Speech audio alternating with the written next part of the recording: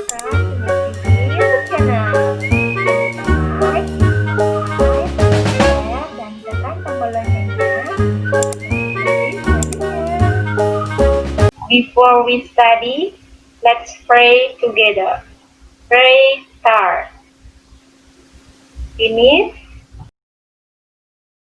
Hari ini kita akan belajar tentang arti penting UUD NRI tahun 1945 bagi bangsa dan negara Indonesia.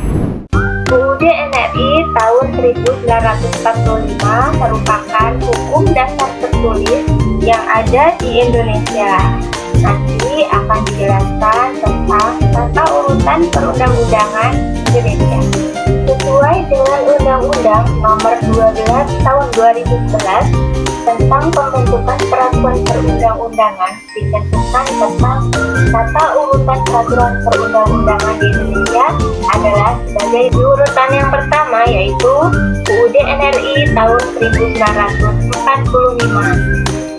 Yang kedua adalah ketetapan Majelis Permusyawaratan Rakyat. Yang ketiga adalah undang-undang atau peraturan pemerintah pengganti undang-undang. Yang keempat adalah peraturan pemerintah. Yang kelima adalah peraturan presiden. Yang keenam adalah peraturan daerah provinsi. Yang ketujuh adalah peraturan daerah, kabupaten, atau kota. Dilihat dari kedudukannya, UUD NRI tahun 1945 merupakan hukum dasar yang menduduki puncak tata urutan peraturan perundang-undangan. Artinya, UUD NRI tahun 1945 memiliki fungsi kontrol terhadap semua peraturan di bawah. Fungsi kontrol sangat penting karena seluruh peraturan perundang-undangan di bawahnya tidak boleh bertentangan dengan UUD NRI tahun 1945. Sebagai hukum dasar tertinggi, UUD NRI tahun 1945 memberikan kepastian hukum serta mengatur hak dan kewajiban warga negara. Adanya kesatuan hak dan kewajiban dalam UUD NRI tahun 1945 merupakan bentuk upaya pelaksanaan tujuan negara. Adapun tujuan negara adalah sebagai berikut: melindungi segenap bangsa Indonesia dan seluruh tumpah darah Indonesia, memajukan kesejahteraan umum, mencerdaskan kehidupan bangsa, dan ikut melaksanakan ketertiban dunia.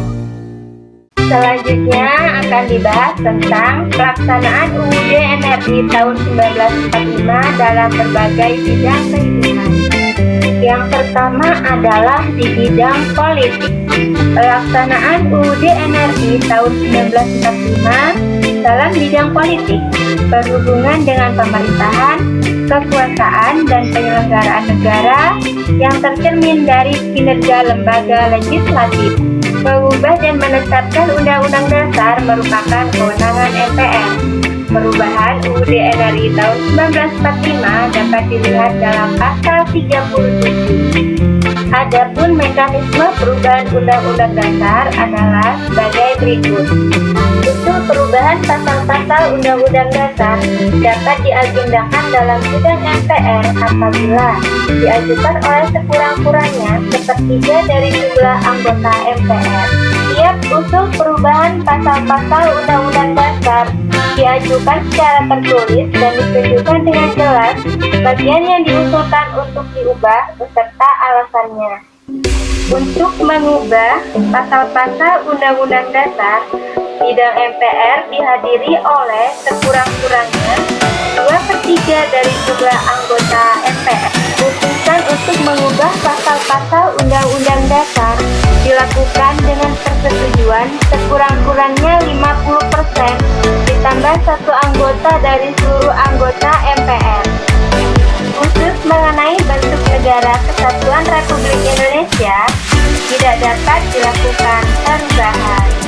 Yang kedua adalah di bidang ekonomi. Pelaksanaan di bidang ekonomi berhubungan dengan keuangan negara, melingkupi pengelolaan kekayaan alam negara, pengaturan APBN, serta pengatur pendapatan-pendapatan lain negara. Adapun penerapan UUD NRI tahun 1945 di bidang ekonomi adalah sebagai berikut. Pemerintah dan Dewan Perwakilan Rakyat bersama-sama membahas mengenai rancangan anggaran pendapatan dan belanja negara setiap tahun diatur dalam pasal 23, penetapan pajak bagi wajib pajak. Beberapa pajak yang ditetapkan pemerintah antara lain pajak bumi dan bangunan, pajak penghasilan, dan pajak pertambahan nilai diatur dalam pasal 23. Cabang-cabang produksi yang penting bagi negara dan yang menguasai hajat hidup orang banyak dikuasai oleh negara dan diatur dalam pasal 33 ayat 2. Yang ketiga adalah di bidang sosial. Bidang sosial berkaitan dengan jaminan kesejahteraan warga negara seperti jaminan pendidikan dan kesehatan. Kartu BPJS merupakan bentuk penerapan pasal 34 ayat 2 UUD NRI tahun 1945 untuk mengembangkan sistem jaminan sosial bagi seluruh rakyat. Contoh lain untuk penerapan pasal 34 ayat 2 adalah sebagai berikut. Pemerintah memberikan subsidi bahan bakar minyak. Pemerintah mengeluarkan kartu keluarga sejahtera untuk rakyat miskin. Kartu Indonesia Sehat dalam bidang kesehatan untuk keluarga miskin. Yang keempat adalah di bidang budaya. Bidang budaya berhubungan dengan hasil cipta, rasa, dan karsa bangsa Indonesia. Pasal yang mengatur bidang budaya yaitu pasal 28I ayat 3 dan pasal 32 ayat 2. Bunyi pasal 28I ayat 3 adalah identitas budaya dan hak masyarakat tradisional dihormati selaras dengan perkembangan zaman dan peradaban.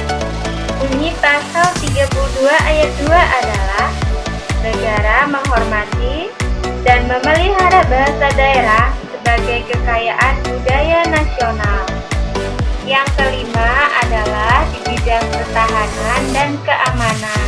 Salah satu upaya pertahanan dan keamanan negara yang dilaksanakan oleh TNI yaitu melaksanakan pengendalian wilayah laut, khususnya di zona ekonomi eksklusif Laut Natuna Utara. Aturan ini termuat tegas dalam pasal 27 ayat 3 dan pasal 30 ayat 1 UUD NRI tahun 1945. Bunyi pasal 27 ayat 3 yaitu setiap warga negara berhak dan wajib ikut serta dalam upaya pembelaan negara. Pasal 30 ayat 1 berbunyi, tiap-tiap warga negara berhak dan wajib ikut serta dalam usaha pertahanan dan keamanan negara. Yang keenam adalah di bidang hukum. Dalam pasal 1 ayat 3 UUD NRI tahun 1945 berbunyi, negara Indonesia adalah negara hukum. Sebagai bentuk penerapan sistem hukum, Indonesia mempunyai lembaga-lembaga penegak hukum antara lain MA, MK, Kejaksaan, dan lembaga-lembaga kehakiman yang berada di bawah MA. Apa ya kepanjangan dari MA dan MK? MA adalah Mahkamah Agung, sedangkan MK adalah Mahkamah Konstitusi. Sekian pembelajaran hari ini. Kita akan berjumpa lagi di video selanjutnya, yaitu video tentang soal-soal latihan dari video ini maupun video-video sebelumnya.